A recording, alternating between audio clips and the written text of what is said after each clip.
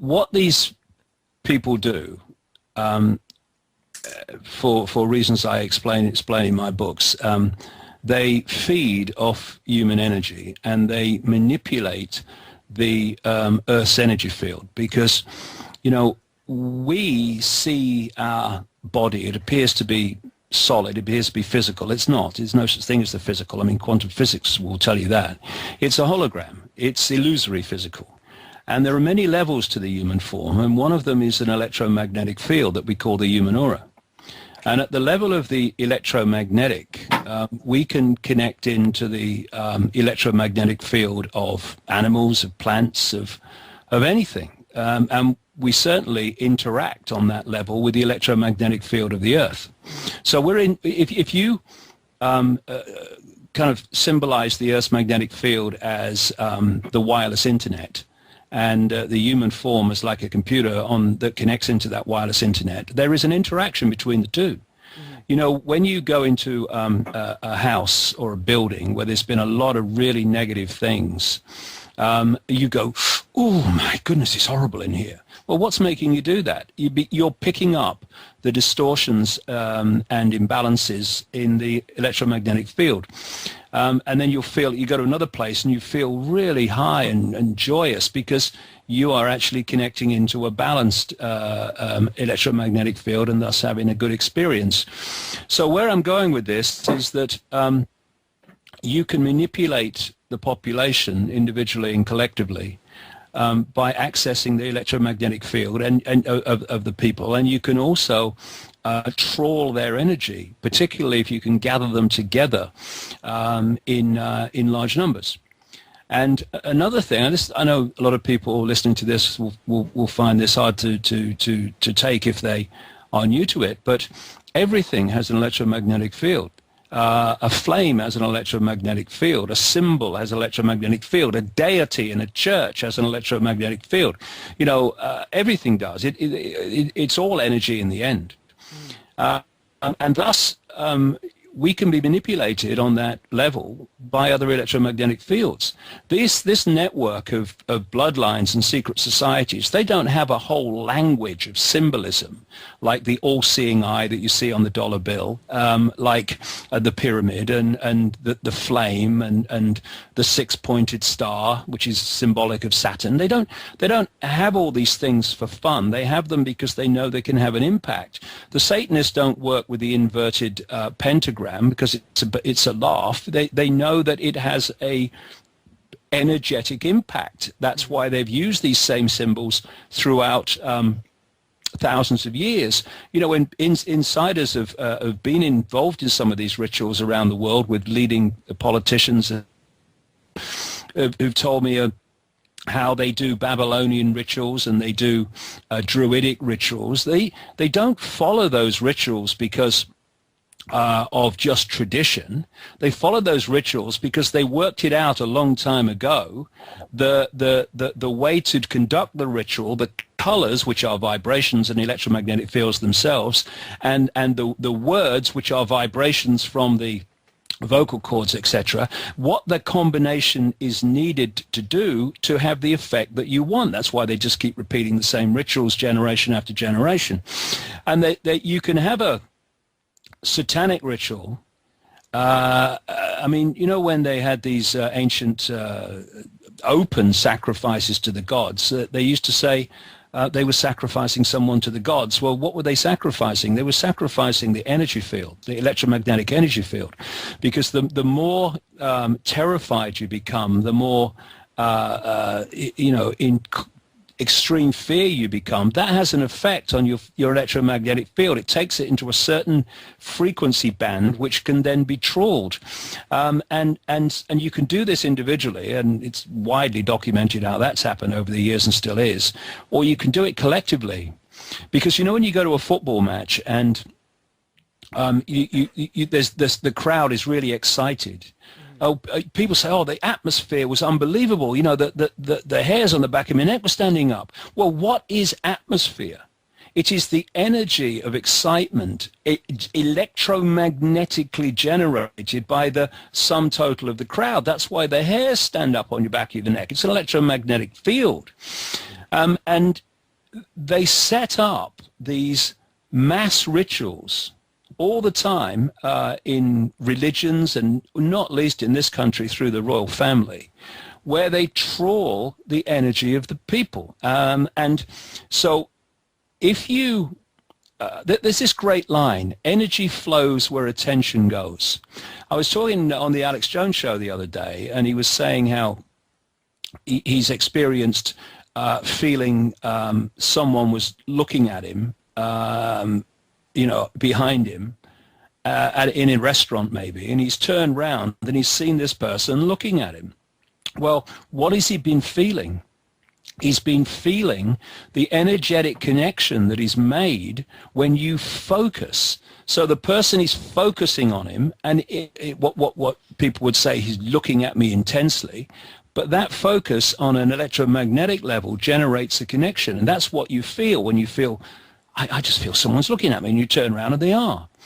And this connection can be made by getting anyone to focus on something.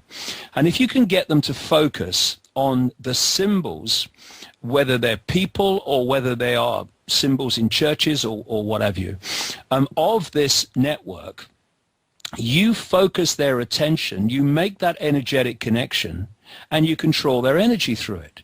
Because this world is being manipulated not primarily from the world that we see, but from frequency bands beyond it, where this energy is trawled from humanity in general. So when you look at this summer, because you can never take one thing in isolation, it's always a sequence. We've had mass ritual after mass ritual this summer in Britain. With the Queen's Diamond Jubilee, and the focus upon the Queen, who is an absolute personification of this network. And if she represents it, then the focus of attention upon her will make that energetic connection in a way that the energy can be trawled by this network and that which is beyond the world that we can see. So you look at the river pageant and the bells leading it. That's all part of the vibrational ritual, and all the churches ringing their bells in unison as the bell barge went along. What's going to be one of the great centerpieces of the opening ceremony of the Olympics? A massive, enormous, staggeringly big bell. And of course, they've been using bells in their energetic rituals for thousands of years. They just put it on public display in a way that it kind of tries to hide it. It's just part of pomp and ceremony. What we call pomp and ceremony is actually ritual, satanic ritual in your face. The two key colors in satanic ritual are red and black. Look at any royal occasion. Look at the royal wedding. Look at the barge. Look at anything. It's all black and red. This is because it's a public ritual. And one of the great symbols for thousands of years of this network has been the torch and the flame. And one of the central points of this Diamond Jubilee was at the time of the music concert outside Buckingham Palace, where 4,200 beacons, i.e. flames, fires, were lit all over Britain and all over the Commonwealth, leading to the ritual at the end of the concert of the Queen using a crystal diamond to activate the mechanism that made that flame explode into life outside Buckingham Palace. This is all happening on a subconscious electromagnetic level, and that focus with the symbols of these people makes an energetic connection to these people. At the same time, we've had the flame, again the flame and the torch coming from Greece and going all around the country in virtually every populated area. That's all been going on at the same time, and it's bringing that energy, that collective energy, into London for the big opening ceremony, which will be full of bloody symbolism, with the moment when the flame is lit in the cauldron. The cauldron, of course, used in these rituals for thousands of years. And then you look at what Britain is and what London is. You know, I talk about the Earth having this electromagnetic field. Well, you know, we know that. But also within this field is a network of force lines, energy lines, which are known as ley lines or meridian lines or whatever. We have them in the body. That's what acupuncture is working with its needles, the flow of energy through these meridian lines. And the energy lines in the body are carrying information, what the Chinese call qi. Energy and information are the same thing. So passing through these this network of force lines, ley lines, meridians, or in and through the planet, is information. And there are points where these lines cross. If two cross, a small vortex is thrown up. If a lot of lines cross, there is an enormous vortex. And what you do in these big vortexes, what you impregnate it with in terms of information, in terms of energy, then gets transmitted all around the planet to impregnate itself within the energy field of the planet in general. It just so happens that the British Isles in general, and in many ways London in particular, is one of these great central points on the Earth's magnetic grid. This is why there are more standing stone circles and earthworks in Britain per square mile than anywhere else in the world. And what they're doing is they're focusing this energy upon London. This is where the flame is coming to finish up for the Olympics. Now, as I said, I'm not saying this is going to happen, but all the signs are that something is building here big time. We'll have to see how it works out. But I just said that what you do in these major vortex points is impregnates itself upon the entire Earth's magnetic field.